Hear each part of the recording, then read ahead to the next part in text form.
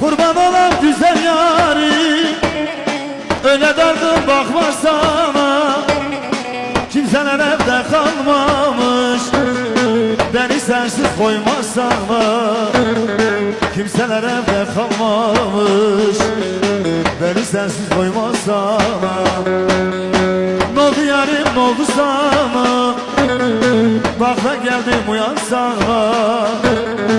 Dağlar açtım sana koştum, gel boynuma sarıl sana. N'oldu yarim, n'oldu sana?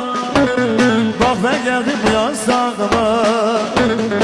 Dağlar açtım sana geldim, bak boynuma sarıl sana.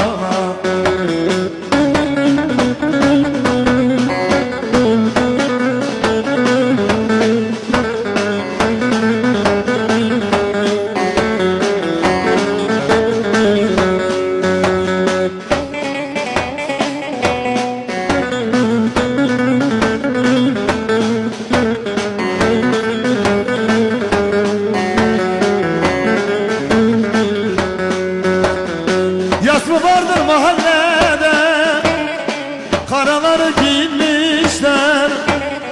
Yas mı vardır mahallede, karaları giyinmişler.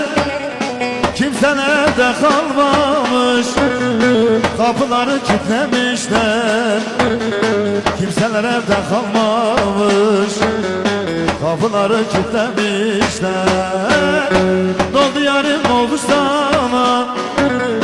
Bak ben geldim uyansana. Dağlar açtım sana geldim, kalk boynuma sarıl sana. Şimdi sağla.